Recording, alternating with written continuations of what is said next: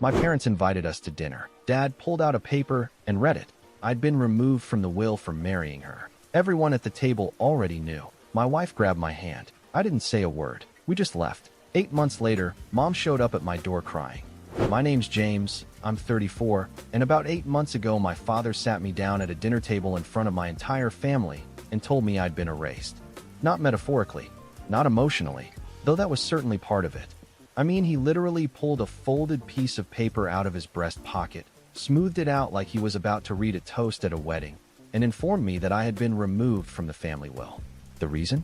I married the wrong woman. At least, wrong according to him. According to me, she's the best decision I ever made. But I'm getting ahead of myself. Let me back up. I grew up in a small suburb outside of Richmond, Virginia. Nice enough place. The kind of town where everybody knows your last name and your parents' last name, and probably your grandfather's last name too. My dad, Gerald, was a retired financial planner who treated his own family like a portfolio he needed to manage. My mom, Lorraine, was the kind of woman who kept the peace so aggressively that she'd set the whole house on fire just to avoid an argument. I have an older sister, Paige, who's 3 years ahead of me, and a younger brother, Colton, who came along 5 years after I did. Growing up, the three of us were close in the way siblings are when they share a roof, but not necessarily a wavelength. Paige was the overachiever. Colton was the baby. And I was the middle kid who was good at enough things to avoid attention, but not great enough at any one thing to earn praise. My dad had a very specific idea of what success looked like. It looked like him. Financial career, a house that impressed the neighbors, a wife who hosted dinner parties and never raised her voice. He wanted all three of his kids to follow that blueprint. And to his credit, Paige came pretty close. She married a guy named Trent who works in commercial real estate. They bought a house 2 streets over from my parents, and every Sunday they all had brunch together like a Norman Rockwell painting that nobody asked for. Colton was still figuring things out, which my dad tolerated because Colton was the youngest and could do no wrong. That left me, the middle child, who had committed the unforgivable sin of becoming a high school history teacher and being completely fine with it. My dad never said he was disappointed in my career, but he didn't have to. Every Thanksgiving it was the same thing. Trent would talk about some commercial property he closed on, and my dad would nod like he was watching a sunset. Then someone would ask me how school was going, and my dad would say something like, "Well, at least the benefits are decent." That was his version of encouragement. I learned to let it roll off me because honestly, I loved my job.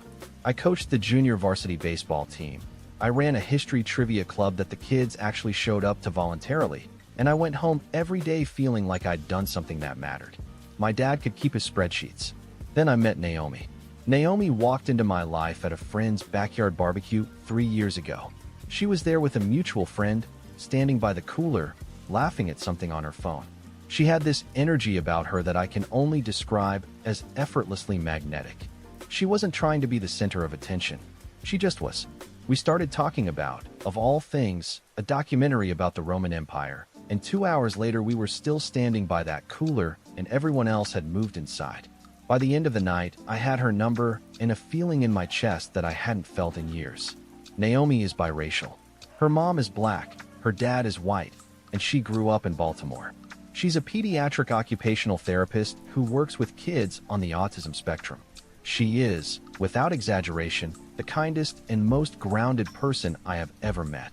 She's also funny as hell and will absolutely destroy you in Scrabble without breaking a sweat. I fell hard and I fell fast. And within 6 months I knew I was going to marry her. Here's where things started getting complicated. The first time I brought Naomi home to meet my parents, my dad was polite. Stiff, but polite. He shook her hand, asked her a couple of surface-level questions about her job, and then spent the rest of the evening talking to Trent about interest rates. My mom tried harder. She complimented Naomi's dress, asked about her family, and made a real effort to include her in conversation. But there was something behind her eyes that I couldn't quite name. It wasn't hostility. It was more like discomfort, like she was trying to solve a math problem she hadn't studied for. After that first visit, my dad pulled me aside in the garage and said, "She seems nice enough, but are you sure she's the right fit for this family?" I asked him what he meant by that, and he gave me this look, this practiced look of plausible deniability, and said, "I just mean culturally. You two come from very different backgrounds." I told him that Naomi and I had plenty in common and that I didn't appreciate the implication. He held up his hands and said, "I'm not implying anything. I'm just looking out for you." That was the first red flag. I should have paid more attention to it. Instead, I chalked it up to my dad being his usual awkward, controlling self and moved on.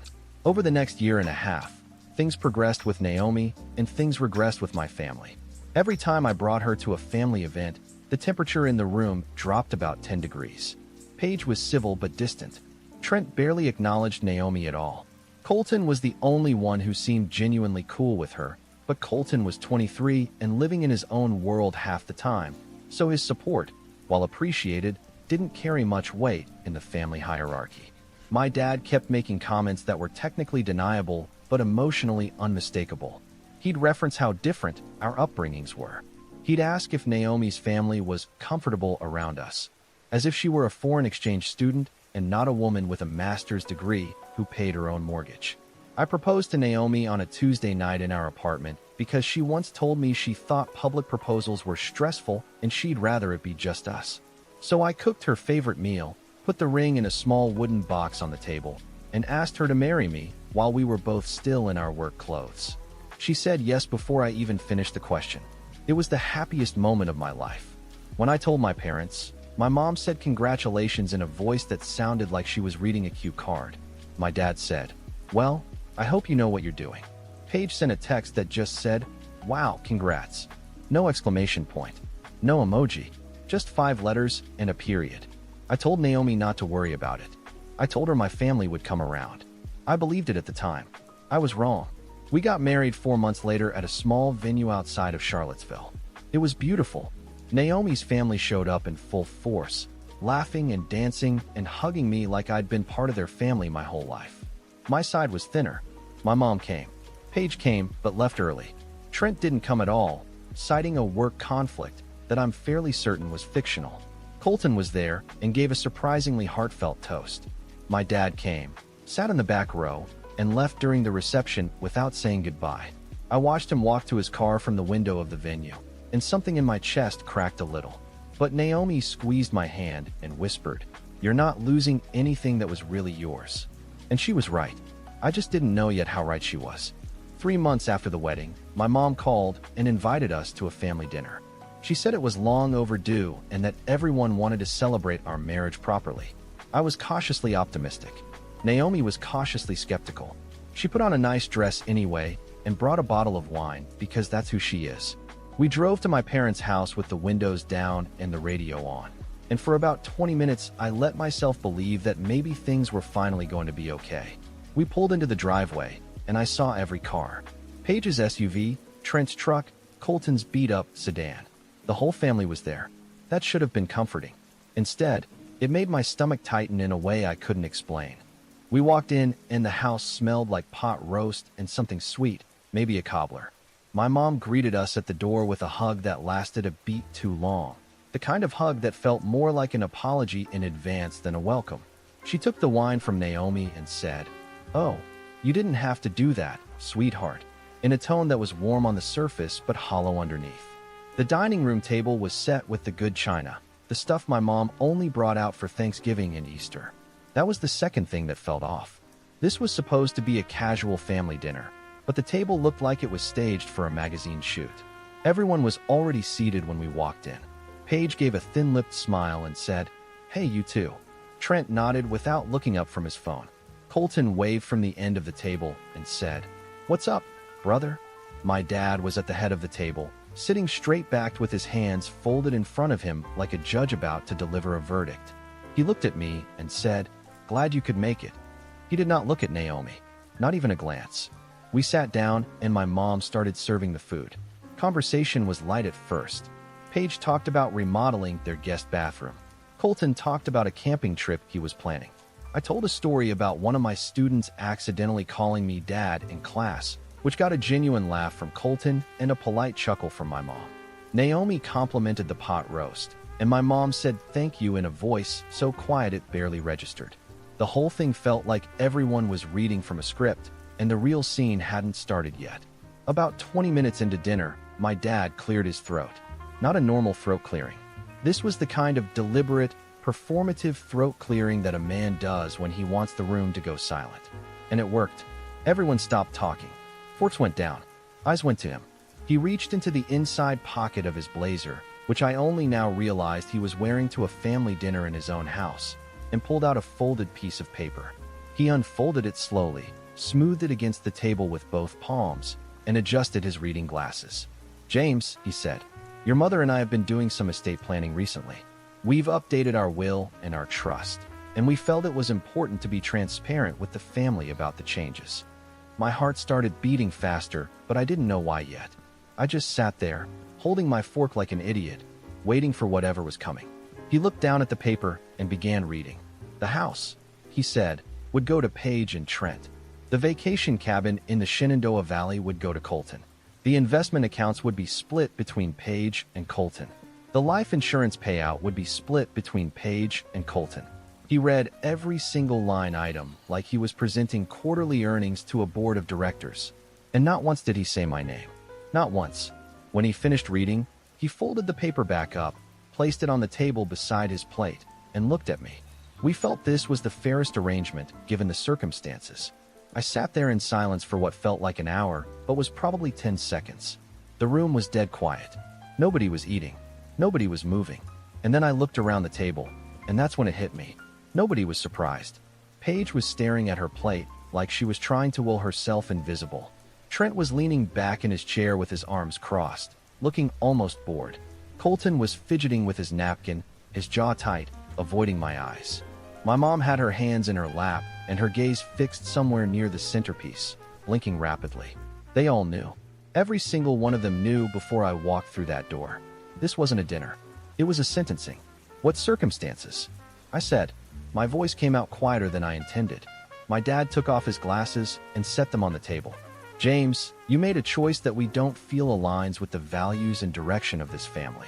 We've made our feelings known, and you chose to move forward regardless. We respect your right to make that decision, but we also have the right to make ours." "A choice," I repeated. "You mean my wife?"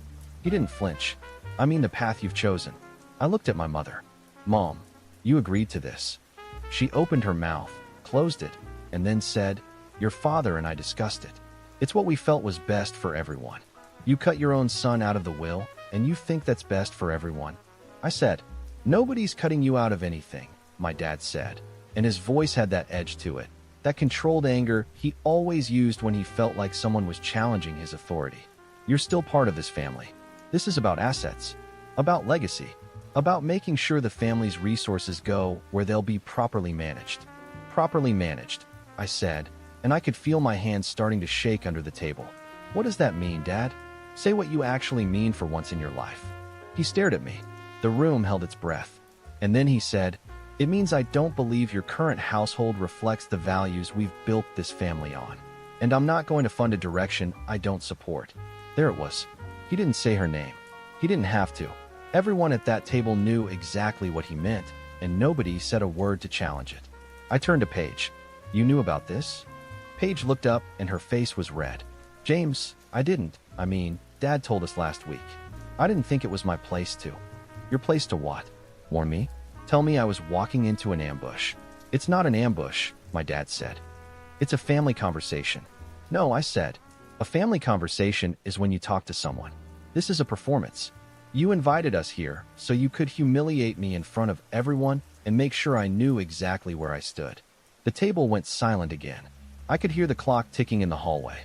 I could hear Naomi breathing next to me, slow and steady, like she was holding herself together with pure willpower. I looked at her. Her face was composed, but her eyes were glassy. She wasn't going to cry in front of these people. I knew that about her. She would hold it together until we were alone, and then she would let herself feel it. And I loved her for that. And I hated my family for putting her in a position where she had to.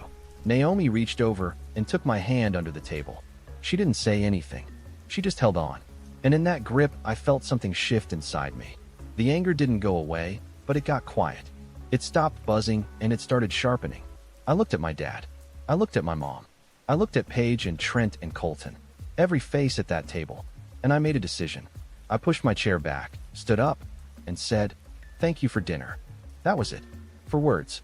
I didn't yell. I didn't argue. I didn't give him the fight he was clearly prepared for. Naomi stood up beside me, and we walked out of that dining room, through the hallway, past the family photos on the wall that apparently didn't include me anymore, and out the front door. We got in the car. I put the key in the ignition and just sat there. Naomi didn't say a word. She just kept holding my hand. After about 2 minutes, she said, "You okay?" I shook my head. "No." "Okay," she said. "Then let's go home." The whole ride was silent. When we pulled into our apartment complex, I turned off the car and sat there. Then I said, "He planned that. He rehearsed it." He wore a blazer to his own dining room, so he could pull a piece of paper out of his pocket like some kind of courtroom lawyer. Naomi nodded. "I know. And nobody told me." "I know. I'm done," I said. "I'm done trying to earn their approval." Naomi squeezed my hand one more time and said, "Whatever you need, I'm here." We went inside. Naomi made tea and sat next to me on the couch without saying a word. She didn't try to fix it. She didn't offer platitudes. She just existed next to me while I processed the fact that my own father had just disowned me with a PowerPoint presentation at a pot roast dinner. If it weren't so devastating, it would almost be funny. Almost. That night, I didn't sleep. I lay in bed replaying every moment. The folded paper. The blazer. The way my dad said current household, like Naomi was a stock he didn't want in his portfolio. He didn't just cut me out of his will. He invited me to dinner to watch him do it. He wanted Naomi to sit there and feel it. That wasn't estate planning. That was cruelty dressed up in a blazer and a folded piece of paper. The next morning, something was different. The sadness was still there, sitting in my chest like a stone. But underneath it was something harder. Something that whispered, "They think you need them. Prove them wrong." The first week after that dinner was the hardest.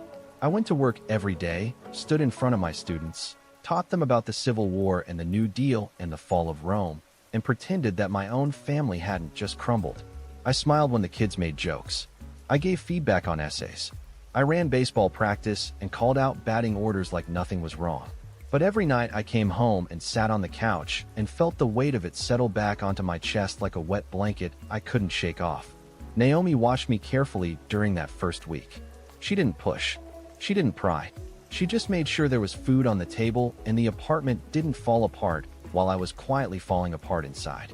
On the fourth night, she sat down next to me and said, "You're allowed to be angry, James. You don't have to be strong for me right now." "I'm not being strong," I said. "I'm being numb. There's a difference." She nodded. "I know, but numb has an expiration date. When it wears off, I'm going to be right here." She was right. On day 6, the numbness cracked open and everything came flooding in. I was sitting in my car after practice, watching the last few kids get picked up by their parents, and I just lost it. I gripped the steering wheel and cried in a way I hadn't cried since I was a kid. Not just about the will. About all of it. About every Thanksgiving where my dad looked through me. About every family dinner where I felt like a guest in my own house. About the fact that the people who were supposed to love me unconditionally had conditions after all, and those conditions were apparently about who I chose to build my life with. I sat in that car for 20 minutes. When I was done, I wiped my face, drove home, and walked through the door looking like I'd been caught in a rainstorm. Naomi took one look at me, wrapped her arms around me, and said, "There he is. Now we can start." And she was right about that too. The first thing I did was stop waiting for someone from my family to reach out. In the 2 weeks since the dinner, I'd received exactly 0 calls, 0 texts, and 0 smoke signals from anyone with my last name. Paige sent nothing. Colton sent one text that said, "Hey man, I'm sorry about what happened," and then went radio silent when I asked if he'd known in advance. My mom sent a text that said, "I love you, James," with no follow-up, no acknowledgement of what had happened, no offer to talk. Just 3 words floating in the void like a participation trophy for the worst night of my life. My dad sent nothing. Of course he didn't. He'd said what he wanted to say.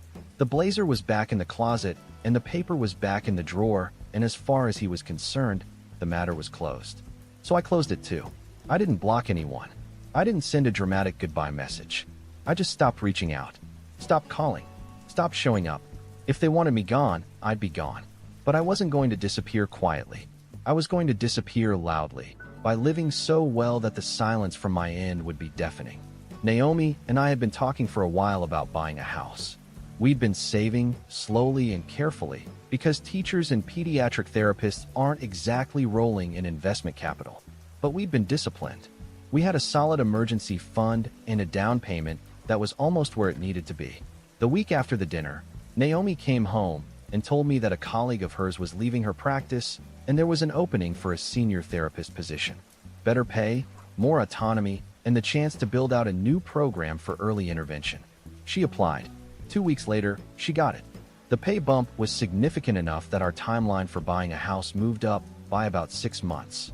Meanwhile, I'd been doing some math of my own. The varsity head coach, a guy named Sullivan who'd been there for 19 years, announced he was retiring at the end of the school year. The position came with a stipend, a better office, and actual resources. I applied, interviewed, and got it. The athletic director, a no-nonsense woman named Rosalind, told me I was her first choice because the kids respected me and I actually showed up to every practice, which apparently was a higher bar than most people cleared. Small wins. That's what those first 2 months were about. Small wins stacking up like bricks. Each one a little piece of the life Naomi and I were building together. We found a house in April, a 3-bedroom Cape Cod with a big backyard and a front porch that was begging for rocking chairs. It needed some work, but it was ours. The day we closed on it, Naomi and I sat on the bare living room floor with takeout containers between us, and she said, "Your dad wanted to control what you inherited. Look at what you built instead." I kissed her on the forehead and said, "I married way out of my league." She said, "Obviously," and stole my last egg roll. Around the same time, something unexpected happened. One of my former students, a kid named Emmett who'd graduated 2 years earlier, reached out and told me he'd started a podcast about overlooked moments in history and that my trivia club was what inspired him. He asked if I'd come on as a guest. I said sure, figured maybe 12 people would hear it. The episode got picked up by a history education blog, then a teacher resource site, and within a month I had 3 other podcasts asking me to come on. Teachers from across the state were reaching out, asking for tips, sharing their own stories. I wasn't famous. I wasn't making money from it. But I was being recognized for something I cared about, and that felt like oxygen after months of suffocation. Naomi's new position was thriving too. She'd built out the early intervention program from scratch, hired 2 new therapists, and was getting referrals from pediatricians across the region. She was working longer hours but coming home energized, talking about breakthroughs with her kids, planning workshops, collaborating with schools. Watching her light up about her work was one of my favorite things. She had this way of describing her patients that made you feel like every single one of them was the most important kid in the world. Because to her, they were. We settled into the house, painted the walls, fixed the leaky faucet, planted a garden that Naomi swore she'd maintain and that I knew I'd end up weeding. We adopted a dog from the shelter, a goofy mutt named Roosevelt because I'm a history teacher and I couldn't help myself. We had friends over for cookouts and sat on the porch in the evenings. It was a quiet, normal, beautiful life. The kind of life my dad apparently thought I didn't deserve. During all of this, I heard nothing from my family. Paige didn't reach out when I posted about the new house. My mom didn't call about the coaching promotion. My dad was a wall of silence, which honestly was less painful than his presence had been. They made their choice. I made mine. But here's the thing about building a good life after someone tells you that you can't. It doesn't just heal you. It sharpens you. Every month that passed, every small victory, every night I spent laughing with Naomi on our porch with Roosevelt at our feet, I felt more solid, more sure, more like the person I was always supposed to be. And somewhere in the back of my mind, a quiet voice said, "They're going to come back. They always do. And when they do, you're going to be ready." I didn't know how right that voice was. But about 6 months after the dinner, I got the first sign. Colton called me on a Thursday night, which was unusual because Colton communicated almost exclusively through text messages and memes. He sounded off. Not upset, exactly, but uneasy. He said, "Hey, I just wanted to check in. How's the house?" We talked for about 10 minutes. Casual stuff. He told me he'd gotten a new job at an outdoor recreation company and was thinking about going back to school for environmental science. I told him about the coaching position and the podcast appearances. And then, right before we hung up, he said something that stuck with me. "James, things at home are different. Dad's been, I don't know, quiet. Mom cries a lot. Paige and Trent are having problems. It's like the whole house shifted when you left. I didn't say anything for a moment. Then I said, "That's not my problem to fix, Colton." "I know," he said. "I'm just telling you." "I appreciate that," I said. "But they made their choice. And I've made mine." We hung up. I sat on the porch for a while after that, listening to the crickets and scratching Roosevelt behind his ears. Something was shifting. I could feel it. The family that had pushed me out was starting to feel the shape of the hole I left. And for the first time, I didn't feel sad about it. I felt ready. 2 weeks after Colton's phone call, something happened that I didn't see coming. I was at school, sitting in my office after practice, going through game film for an upcoming matchup when my phone buzzed. It was a text from Paige, the first one in over 6 months. It said, "Hey James, can we talk? Just you and me. No dad." I stared at that message for a good 5 minutes. Part of me wanted to ignore it. Part of me wanted to respond with something petty.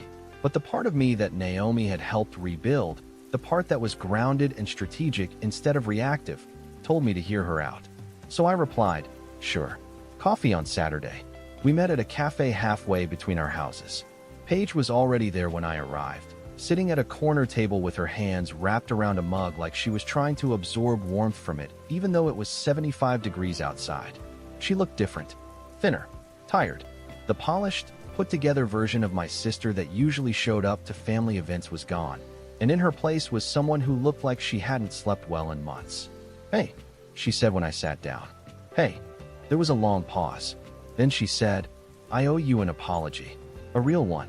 Not a text message, not a phone call. Face to face." I didn't say anything. I just waited. "I knew what Dad was going to do at that dinner," she said. "He told me and Trent a week before. He said he was restructuring the estate and that he'd be making an announcement. He called it a family meeting.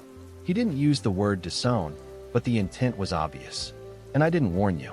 I didn't say anything. I sat there and watched it happen, and I've been sick about it ever since. "Then why didn't you warn me?" I asked, not with anger, just a genuine question. Paige looked down at her coffee. "Because I was afraid. Dad has this grip on our family, James. He controls things. Money, property, approval. He's been holding that well over our heads since we were teenagers. When he told me about the changes, my first instinct was to protect my own position. And I hate myself for that. But it's the truth." I let that sit for a moment. Then I said, "I appreciate you being honest." "There's more," she said. She told me that since the dinner, things in the family had deteriorated significantly. My dad, who had always been controlling but functional, had become increasingly isolated. He'd picked a fight with Trent over some investment advice, and the two of them were barely speaking. Paige and Trent's marriage was strained, partly because of the family tension and partly because Trent had been dismissive of her feelings about what happened to me. She told me that Trent's response when she expressed guilt about the dinner was, "Your dad's money, your dad's rules." She said that was the moment she realized Trent might not be the partner she thought he was. And then there was my mom. Paige said Lorraine had been a mess, crying regularly, going to church more often, talking about me in conversations where I wasn't the subject. Paige said she'd overheard my mom say to a friend on the phone, "I lost my son over a piece of paper." But she still hadn't picked up the phone to call me directly, at least not in any meaningful way. That one text, "I love you, James," was all she'd managed. Paige said she thought our mom was paralyzed by guilt and fear of my dad's reaction if she reached out behind his back. "She's scared of him?" I asked. Paige shook her head. "Not scared of him physically, scared of the consequences. If she goes against him on this, she's afraid he'll turn on her too. You know how he is. If you're not with him, you're against him." I knew exactly how he was. I'd lived under that roof for 18 years. Paige and I talked for almost 2 hours. She told me she wanted to rebuild our relationship, that she missed me, and that she understood if I needed time or space or both. I told her I appreciated her coming to me and that I wasn't going to pretend everything was fine, but I also wasn't going to punish her for being honest now. We agreed to stay in touch. Not performatively, not out of obligation, but genuinely. When we left the cafe, she hugged me and said, "Naomi is wonderful." I should have said that a long time ago. "Yeah," I said. "You should have." When I got home, I told Naomi everything.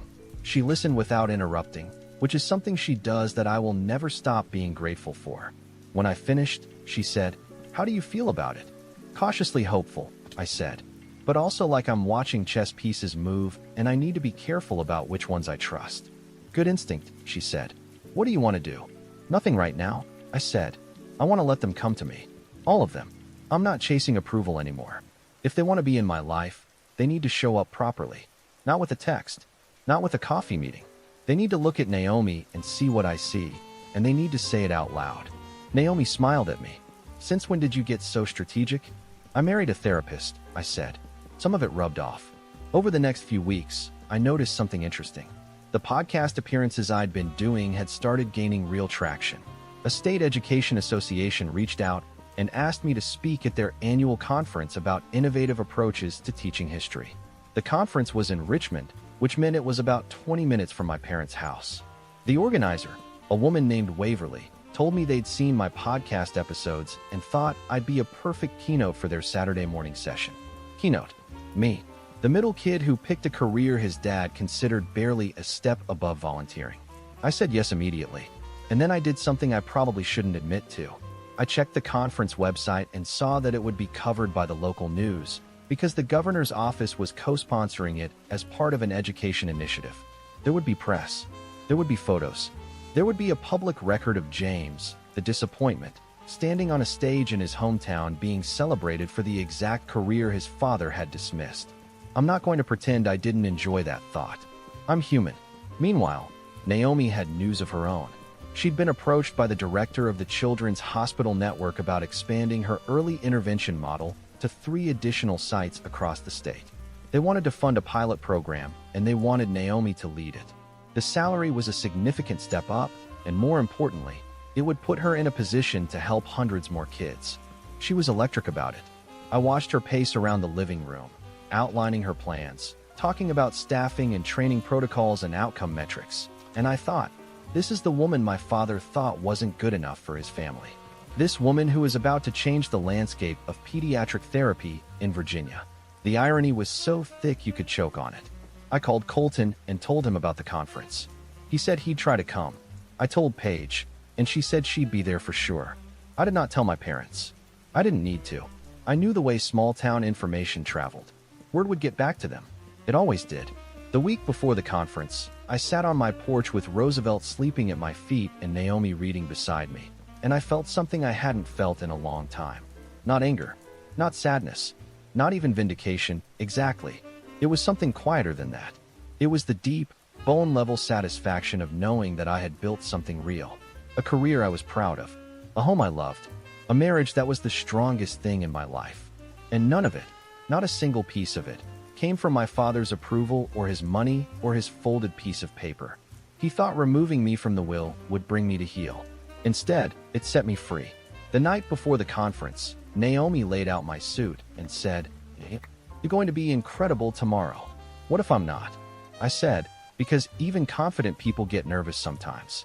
She looked at me with those steady brown eyes and said, "James, you changed kids' lives in a classroom with a whiteboard and a budget of basically nothing. You're going to stand on a stage and tell that story, and people are going to feel it. Trust me." I trusted her. I always did. And for the first time, I fully trusted myself too. What I didn't know yet was that the conference wasn't going to be the big moment. It was going to be what happened after. Because while I was preparing to stand in front of a room full of educators and tell my story, my mother was preparing to stand on my front porch and tell hers. The conference was on a Saturday morning in mid-October. The venue was a hotel conference center in downtown Richmond, the kind of place with tall windows and too many chairs and the faint smell of industrial carpet cleaner. I stood backstage listening to the muffled buzz of a few hundred educators filing in, and my hands were shaking just enough that I had to put my coffee down. Naomi was in the front row. Colton had come, sitting near the back, looking slightly out of place among all the teachers but grinning when he caught my eye. Paige was there too, 3 rows behind Naomi, and she gave me a small wave that felt more genuine than anything she'd offered me in years. I walked on stage, adjusted the microphone, and for about 2 seconds I felt like I might pass out. Then I looked at Naomi, and she mouthed the words, "You've got this." And just like that, the nerves dissolved. I talked for 40 minutes. I talked about choosing teaching when everyone around me treated it like a consolation prize. I talked about the trivia club, about Emmett and his podcast, about watching kids who hated school walk into my classroom and find something that made them curious. I talked about how education isn't about passing tests. It's about giving a kid a reason to keep showing up. I didn't mention my dad by name. I didn't need to. When I finished, the room stood up. I think it's because I told the truth, and teachers don't hear enough of it.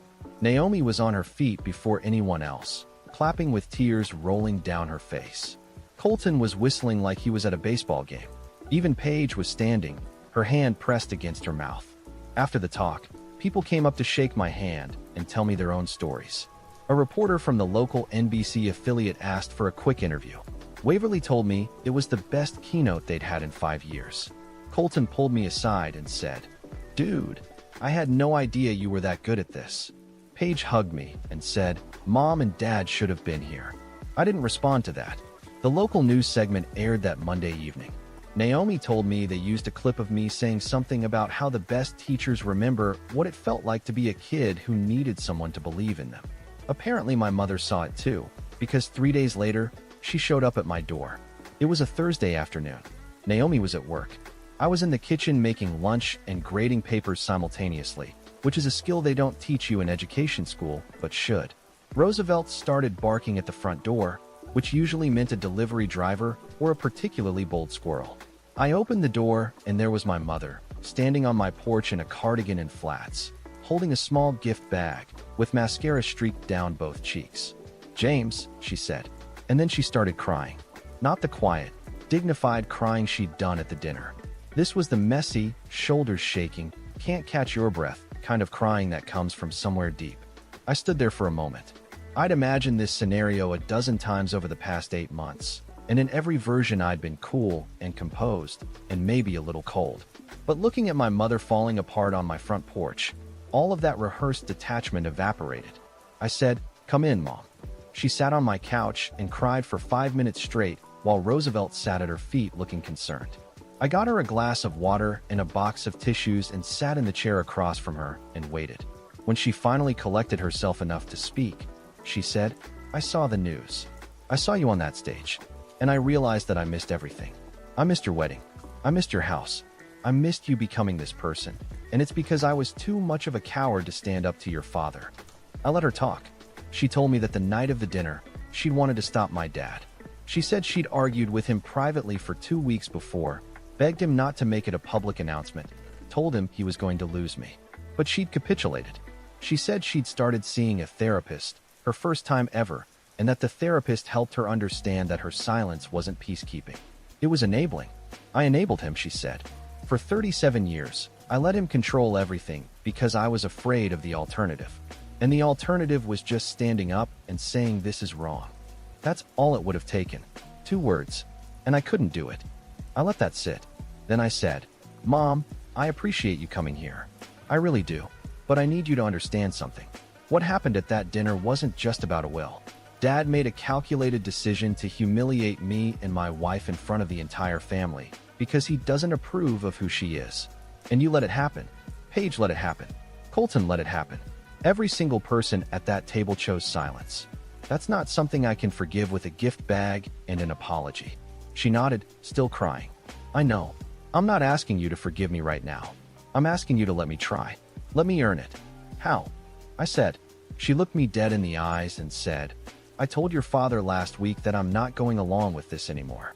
I told him that removing you from the will was the worst decision we've ever made and that I want it reversed. He refused. So I told him that if he doesn't reverse it, I'm filing for separation. I'll be honest, I did not see that coming. My mother, the woman who had spent her entire adult life deferring to my father, had drawn a line. I sat there for a moment, processing. "You told Dad you'd leave him?" "I did, and I meant it. I've already spoken with a lawyer. Your father thinks I'm bluffing. He's wrong." There was something in her voice that I'd never heard before.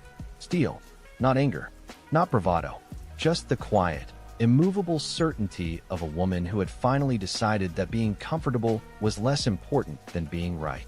Naomi came home about an hour later to find my mother and me sitting on the porch with Roosevelt between us, drinking tea in a silence that wasn't awkward but wasn't fully comfortable either. Naomi stopped at the bottom of the steps, looked at my mom, and said, "Mrs. Lorraine, it's good to see you." My mother stood up and walked down the steps and hugged Naomi. Not a stiff, polite hug, a real one. And she said, I am so sorry. For all of it. You deserved better from this family, and you certainly deserved better from me. Naomi hugged her back and said, "Thank you. That was 3 months ago. My mother followed through. My father didn't reverse the will, so she filed for legal separation. My dad, the man who controlled everything, suddenly couldn't control the one person he'd taken for granted the longest. Paige told me he called her in a panic, asking her to talk sense into their mother. Paige said, 'She is making sense. You're the one who isn't.' Colton started coming over for dinner every other week. He and Naomi developed a friendship that mostly revolves around arguing about national parks and eating an unreasonable amount of tacos. Paige and I are rebuilding slowly. She's becoming the sister I always wished she'd been. She calls now. Real calls. She asks about Naomi. My mother comes to Sunday dinner at our house. She and Naomi cook together while I pretend to help, but mostly taste things. She's met Naomi's parents, and they get along beautifully. She's in therapy and finding herself for the first time at 63, and watching her discover who she is outside of my father's shadow has been unexpectedly beautiful. As for my dad, I haven't spoken to him. Paige says he's rattled but stubborn, which is the most accurate two-word description of Gerald I've ever heard. He's alone in that big house now, eating dinner by himself. I don't feel good about that, but I don't feel guilty either. He had a family. He had a son who loved him, and he traded all of it for control. The conference led to more speaking invitations.